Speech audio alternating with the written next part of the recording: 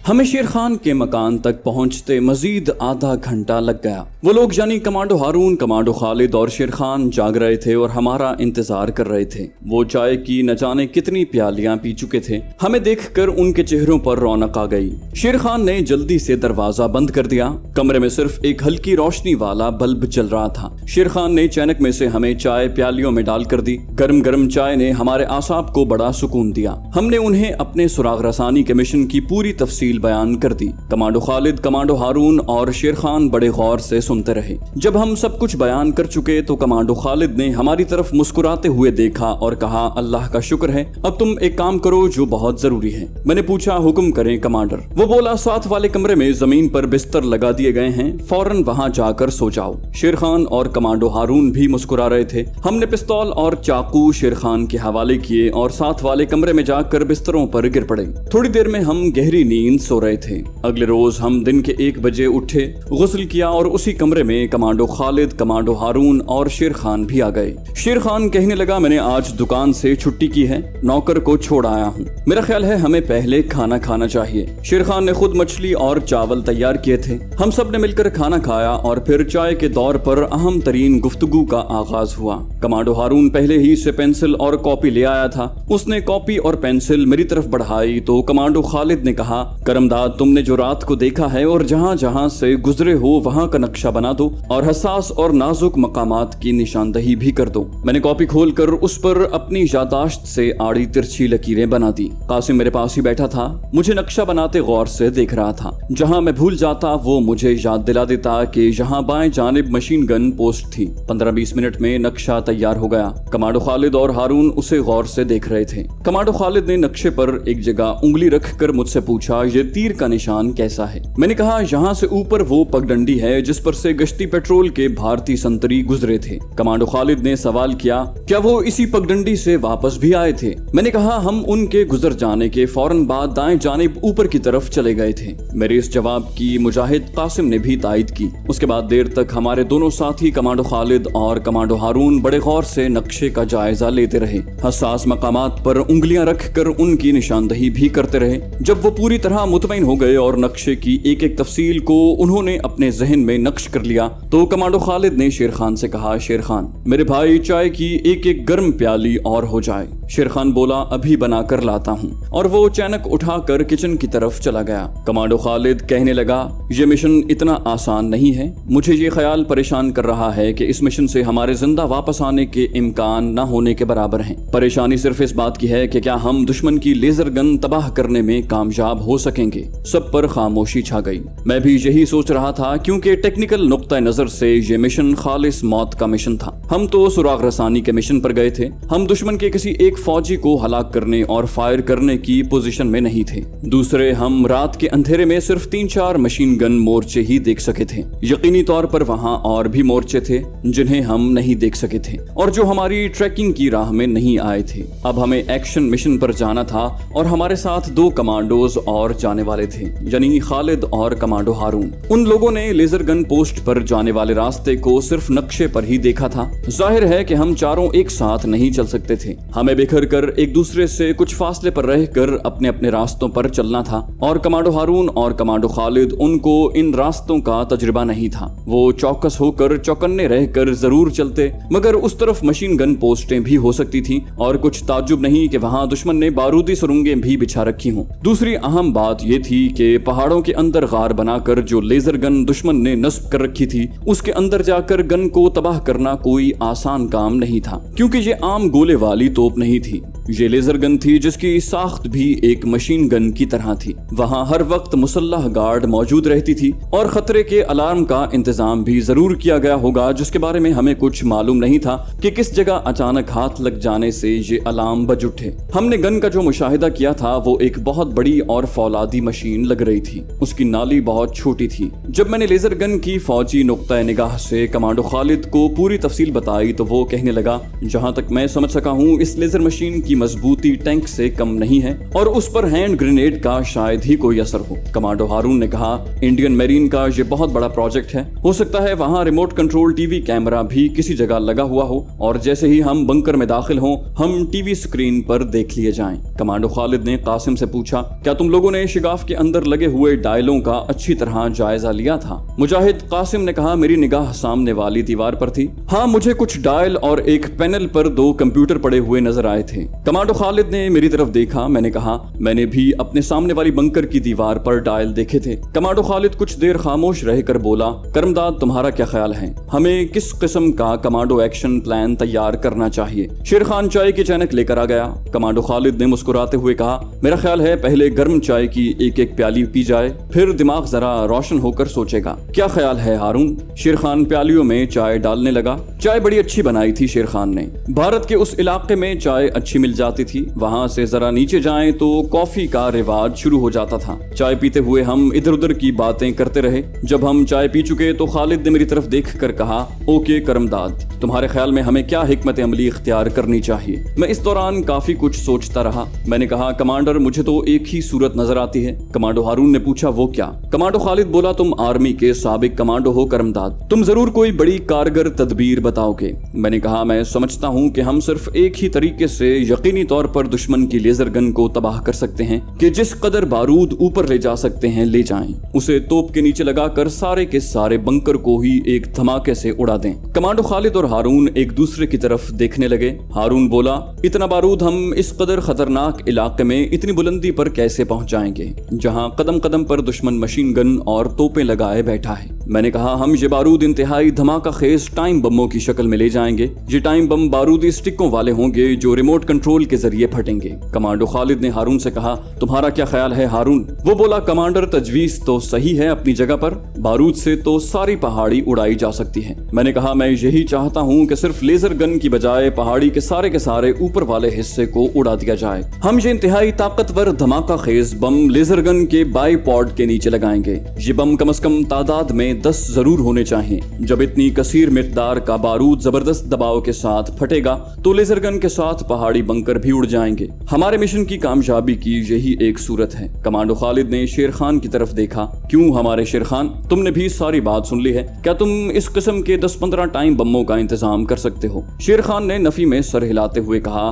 Commander, दस्ती बमों का तो बंदोबस्त हो सकता है मगर इस किस्म के टाइम बम हमारे आदमियों के पास नहीं है, ये मैं अच्छी तरह से जानता हूँ। कमांडो खालिद ने हारून से पूछा, क्यों हारून, तुम क्या समझते हो कि हम इस सिलसिले में क्या कर सकते हैं और हमें क्या करना चाहिए? कमांडो हारून कहने लगा, खालिद भाई, बारूदी स्टिकों वाले टाइम बम हमारे भोपाल वाली खुफिया कमीनगाह में भी नहीं है। इसके लिए तो हमें भोपाल छावनी में इंडियन आर्मी के किसी गोला बारूद के जखीरे पर शब खून मारना होगा। तब शेर खान ने कहा, अगर किसी फौजी एमुनिशन डिपो पर ही शब खून मार कर ये असलहा हासिल करना है तो भोपाल जाने की क्या जरूरत है? द्वारका में ही कोशिश करके देख लेते हैं। खालिद ने पूछा, ये कैसे मुमकिन है? शेर खान ने कहा, यहाँ साहिल के जुनूब में एक पहाड़ी के दामन में इंडियन नेवी का एक गोला बारूद का डिपो है। वहाँ नेवी के ट्रक आते जाते रहते हैं। हो सकता है गोला बारूद के इस जखीरे में आपके मतलूबा टाइम बम भी हों। मैंने इस पर कहा, अगरचे डिपो नेवी का है तो वहाँ बारूदी स्टिकों वाले टाइम बम जरूर होंगे। मुझे मालूम है कि ये बम बहरिया के गोताखोर कमांडो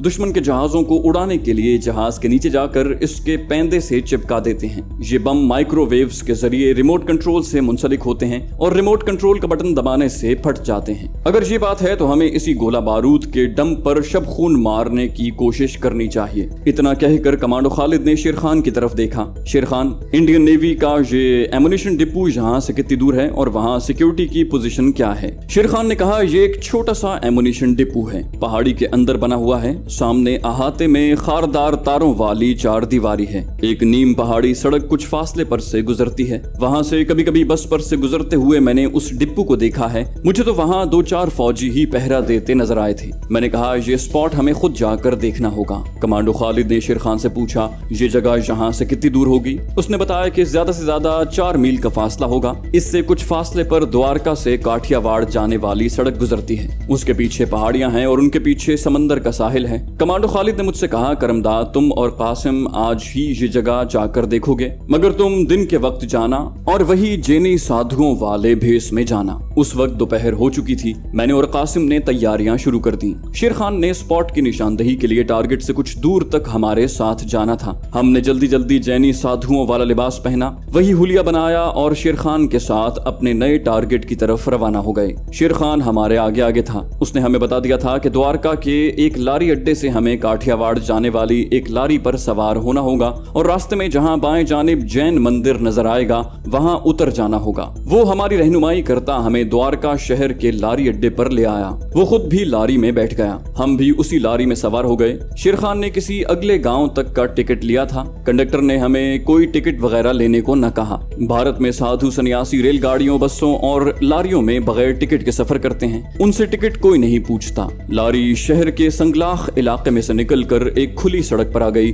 जहां एक तरफ दूर तक साहिली पहाड़ियों का सिलसिला फैलता चला गया था और दूसरी तरफ शहर की ऊंची नीची इमारतें नजर आ रही थीं। लारी शहर से 6-7 मील बाहर गई होगी कि हमें सड़क के बाएं जानिब एक जैन मंदिर का मीनार नजर आया। आगे बैठे हुए शेर खान ने मुड़कर हमारी तरफ देखा। उसने ड्राइवर से कहकर लारी रुकवाई। वो भी नीचे उतर पड़ा। मैं और कासिम भी नीचे उतर पड़े। शेर खान दरमियान में फासला डालकर सड़क पर आगे की तरफ चलने लगा। हम भी उसके पीछे पीछे चलने लगे। कुछ दूर जाकर वो सड़क से उतरकर दाएं जानिब हो गया, जहां छोटे बड़े टीले फैलते चले गए थे। हम उसकी रहनुमाई में कई गहराइयां और समंदरी चट्टानों को उबूर कर गए। ये इलाका इंसानों से बिल्कुल खाली था। शेर खान एक टीले के ऊपर चढ़ने लगा। हम भी उसके पीछे थे। टीला छोटा सा था। ऊपर जाकर वो बैठ गया। हम भी उसके करीब आकर बैठ गए। उसने दूसरी तरफ झांक कर कहा, वो देखो, वो है इंडियन नेवी का एमुनिशन डंप। वो पीछे हट गया। हम सर जरा सा ऊपर निकाल कर दूसरी तरफ देखने लगे। दूसरी तरफ एक और छोटा सा टीला या पहाड़ी थी। ये समंदरी पहाड़ियां थीं जिन पर कोई सब्जा वगैरह नहीं था। पहाड़ी के दामन में एक अहाता नजर आया जिसकी दीवार कांटेदार तारों की थी। दिन की रोशनी में ये खारदार तारों वाली दीवार बड़ी वाज़े दिखाई दे रही थी। फासला भी ज्यादा नहीं था। अहाते का एक दाखिले का छोटा सा गेट था जहां एक नेवी की वर्दी वाला संतरी राइफल लिए पहरा दे रहा था। पहाड़ी की दीवार में एक जगह दरवाजा बना हुआ था जो बंद था। उसके आगे 2 इंडियन आर्मी की किसी रेजिमेंट के सिपाही स्टूलों पर बैठे बातें कर रहे थे। शेर खान भी अब हमारे करीब से सर निकाल कर देखने लगा। बोला, यहाँ बस इतने ही संतरी हमेशा देखे गए हैं। वो देखो दाएं जानिब सड़क है। ये वही सड़क है जो द्वारका से काठियावाड़ को जाती है और जिस पर हम सफर कर रहे थे। ये यहाँ से घूमकर दूसरी तरफ निकल जाती है। मैं अपने नुक्ते नजर से टारगेट का जायजा ले रहा था। ये ऑपरेशन बज़ाहिर आसान लगता था। इन 3-4 संतरियों को रात के अंधेरे में काबू करना कोई इतना मुश्किल काम नहीं था। सवाल ये था कि एमुनिशन डिपो की चाबी उनके पास होनी चाहिए, क्योंकि डिपो के दरवाजे पर जरूर ताला लगा हुआ होगा। आमतौर पर जो फौजी दस्ता एमुनिशन लेने आता है, डिपो की चाबी उसके इंचार्ज के पास होती है। लेकिन अगर कोई छोटा एमुनिशन डिपो हो तो उसकी चाबी सिक्योरिटी गार्ड अपने पास रखते हैं। मैंने कासिम से इस खदशे का इजहार किया तो उसने आहिस्ता से कहा, मुमकिन है डिपो की चाबी सिक्योरिटी गार्ड के पास ही हो। ये खतरा तो हमें मोल लेना ही पड़ेगा। मैं मुसलसल एमुनिशन डिपो की खारदार दीवार की तारों को देख रहा था जो गुच्छों की शक्ल में थे। ये दीवार कोई 7-8 फुट बुलंद होगी। मैंने कहा, हमें एक तार काटने वाले प्लास की जरूरत होगी। वो मिल जाएगा, कासिम ने आहिस्ता से कहा। शेर खान बोला, तुम लोग इस रास्ते से भी आ सकते हो जिस रास्ते से मैं तुम्हें लाया हूँ, लेकिन एक रास्ता द्वारका काठियावाड़ सड़क की तरफ से यहाँ आता है। उस रास्ते के जरिए नेवी और आर्मी के फौजी ट्रक आते जाते हैं। मैं तुम्हें इसलिए उधर से नहीं लाया कि अगर कोई फौजी ट्रक आ गया तो फौज हमें रोककर जरूर पूछगिछ करेगी कि हम उस तरफ क्या करने जा रहे हैं, जबकि वो रास्ता सिर्फ एमुनिशन डिपो तक ही जाता है। मैंने कहा, हम इसी पहाड़ी रास्ते से आएंगे, ये महफूज रास्ता है। मुजाहिद कासिम ने मुझसे पूछा, किसी और जगह को देखना हो तो?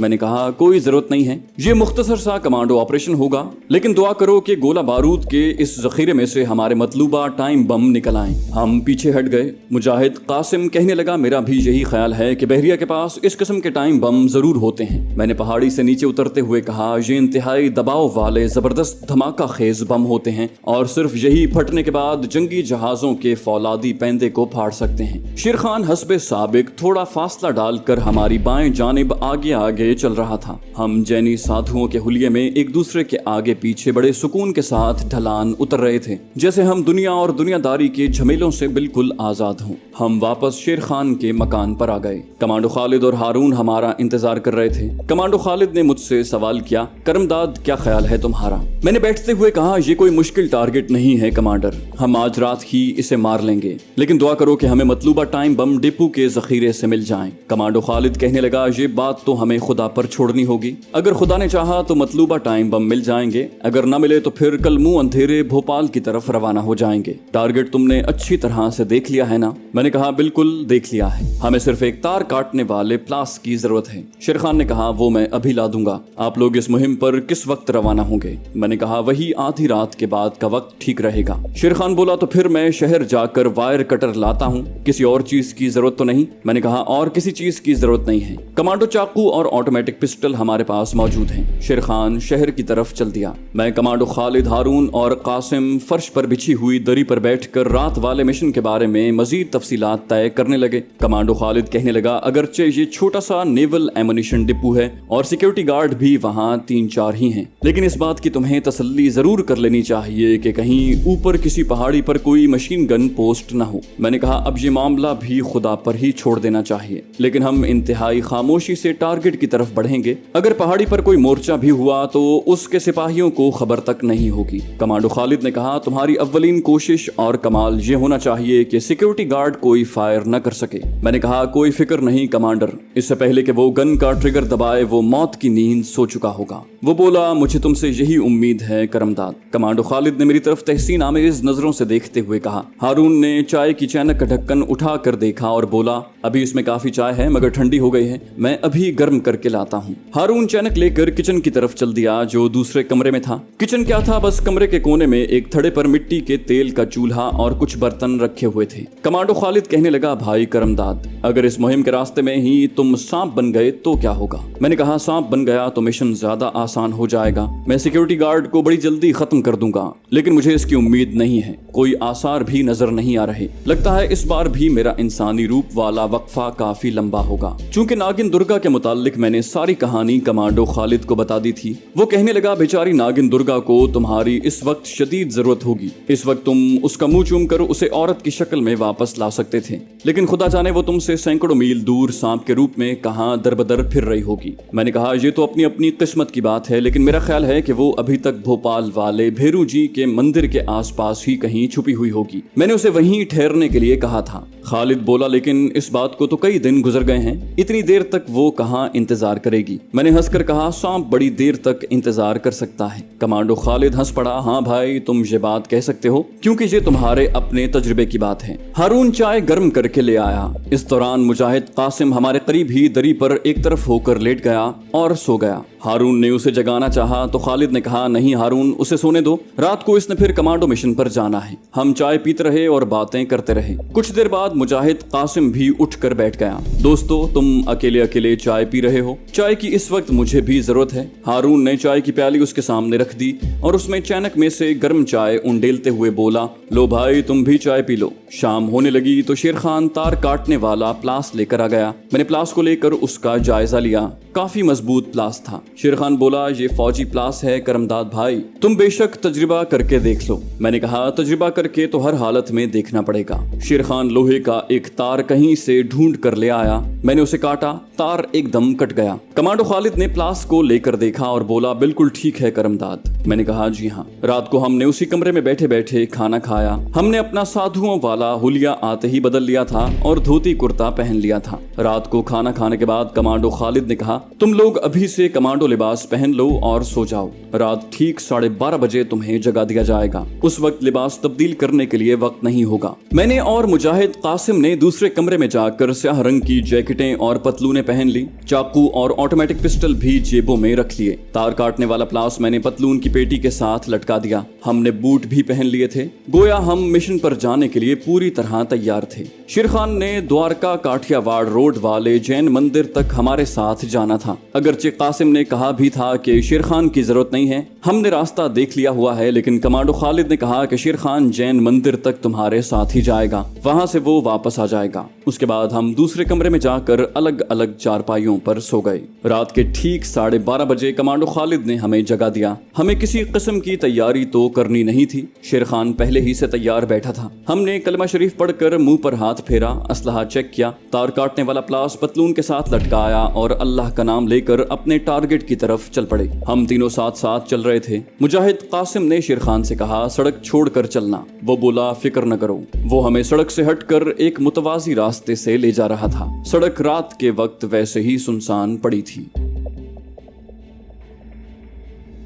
तो दोस्तों, ये थी हमारी आज की एपिसोड। उम्मीद करते हैं आपको हमारी कहानी पसंद आई होगी। जाने से पहले इस वीडियो को लाइक कीजिए और शेयर करना मत भूलिए। कमेंट करके हमें बताइए कि आपको हमारी वीडियो कैसी लगी। और अगर अभी तक आपने इस चैनल को सब्सक्राइब नहीं किया तो इसे सब्सक्राइब कीजिए और बेल आइकन दबाकर ऑल नोटिफिकेशंस ऑन कर लीजिए।